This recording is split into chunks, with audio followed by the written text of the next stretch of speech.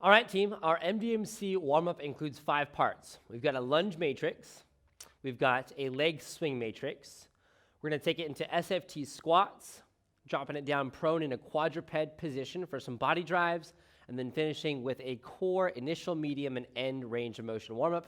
Should take you roughly 10 to 12 minutes, no longer than that. So don't spend too much time describing, get them doing the motions, get some solid reps in, and then go for it. I'm gonna take you through that full sequence. Feel free to do it with me. We're gonna start with our anterior lunges. So taking left foot forward, nice big high reach up overhead. And we're gonna alternate feet. It's an opportunity to lengthen our whole anterior chain. So we got front hip, core, chest. Things I like to point out in this portion of the warm-up are essentially our back leg straight, heel lifts off the ground, and driving our hips forward, being mindful of lengthening the whole front section. After about 5 to 6 of those, we're gonna take it to a posterior lunge, going for more of the hamstrings. So one foot comes back, not too big of a step, shifting our hands down into the ground between our legs, and going for the deep posterior chain. Hamstrings all the way through the glute, even into the low back a bit. Really good to take some time in that transition. We're not just bouncing too quick, but we settle in, get the length that we need for our workout. And after a few reps there, we'll take it into a lateral lunge. Now, in our same side lateral lunge, we're gonna go same side hand up overhead, lengthens our lateral line on the up top, and medial line down at the lower half. We'll alternate. Left foot with the left hand reaching, right hand with the right hand reaching.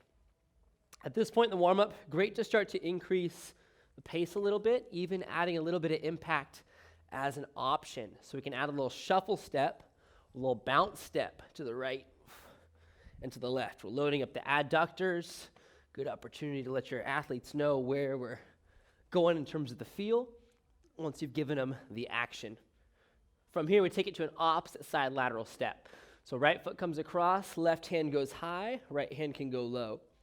Then left foot steps opposite side lateral, right hand high, left hand low. You'll oftentimes see your athletes doing a little bit something different here. It's a little bit different coordination. You might see them doing same hand and foot, which still is great motion, still lengthening side core, but we're getting actually some out of sync movements here, where hips and spine kind of tilt in together. What we want to get is in sync.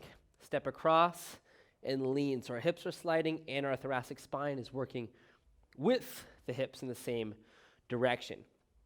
From here, we're going to take it into our same side rotation lunge. We're going to open up to the right side and open up to the left side. So in the same side rotation lunge, we're taking it through the inner thigh, loading up that external rotation through the hip. So loading up the inside portion of the leg. Challenging the foot to stay glued down, the chest to rotate with that step. Watching out for the knee to cave in or even that foot to pivot. If they're doing the pivot intentionally, that's all good. But we want to challenge that foot to stay flat as best as possible to load up those adductors. We can even start going a little bit more up overhead here to get some deeper extension in that rotation. Great way to open up all the way through the full body.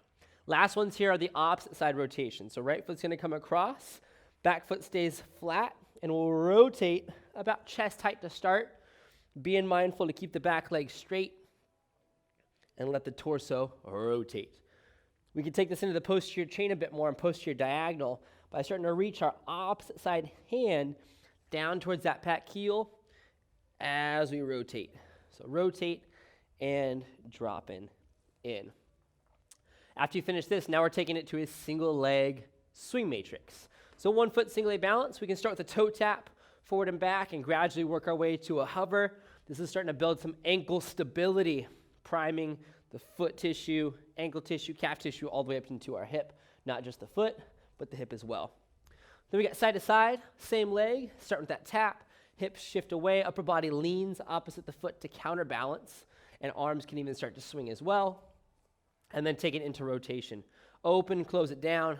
I like to go a little bit out of sync here with the thoracic spine and the hips, but if you want to make it a little bit tougher, a bit deeper into the hip and core, go a little more in sync. But both are great. Just be mindful of that knee to cave in. Keep it locked in that position with a little bit of a bend.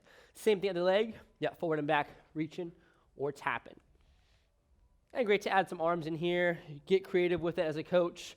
Depending on if you're working with the same clients every time, might be good to add some variety in terms of how we reach or what we're intending to do with the rest of our body. After the lateral ones, getting the outer hip, inner thigh, got the rotational, and same kind of thing here. We can go out of sync, not going too deep in rotation, just working on that pivot, even balancing if they have the stability. From there, we're dropping it into some SFT squats. So you have right foot, left foot, narrow, wide, toes out, toes in, getting the hips loaded in each of their 360 degrees with a verticality shift. So I'd say go for a few in each position, especially if you got some new athletes aren't used to these foot positions. Don't go mixing them up too quick, but roughly 8 to 12 quick pulses in each position. Now, if you did 12 in each position, that would be a total of 72 squat pulses. So be mindful of your range. Are we just pulsing here for a few seconds? Are we going for full range squats? You be the judge of that as a coach. What are you going for? Maybe your workout has a lot of squats in it. You want to work the range into every single SFT foot position. Maybe it's a cardio day and you want to get more of the impact and some quick reps and pulses. Maybe a combination. Up to you, but you got to make the call and make it clear. External rotation should be some of our deeper squats because our glutes are not preloaded.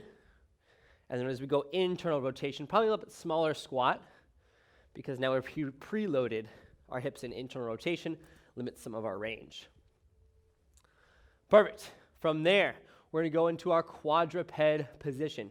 So down prone on our hands. This is part 4. You got knees below the hips, hands beneath the shoulders. This is great to bring into a workout if you're working a lot of upper body and groundwork, putting your hands down on the ground. Essentially, if you got level 1 client, somebody who's brand new to this and hasn't really done a lot of prone, keeping the knees flat on the ground. And you got forward and back shifts. You have left and right shifts.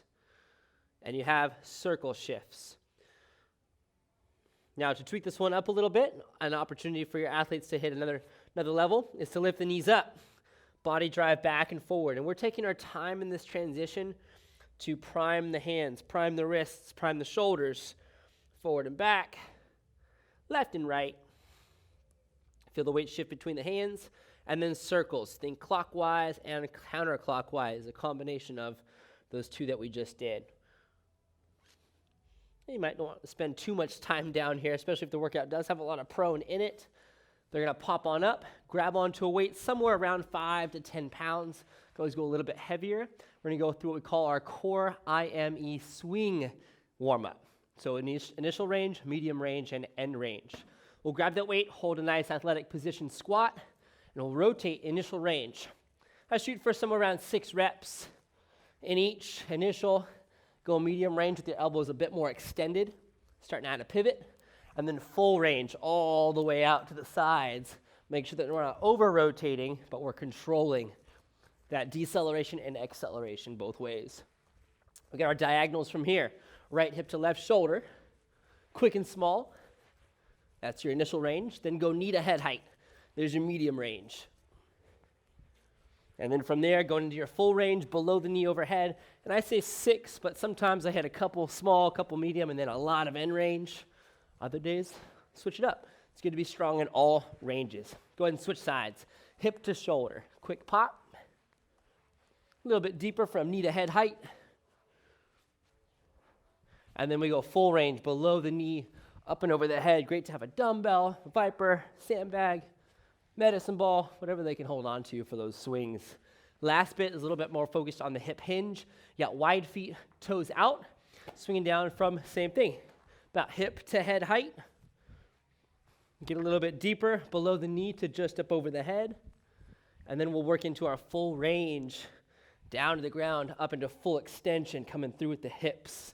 So we don't stop here, but our hips can extend, loading our posterior chain, anterior chain, back fairly straight, and coming through. At the end of that warm-up sequence, great to direct your athlete's attention towards if there's a workout board that you're going to show, if there's a specific clock or timer you're going to use, let them know, hey, you got about 20 seconds, 30 seconds, just going to get your space dialed in, and then we're moving to the next part. Good luck with the warm-up, and enjoy.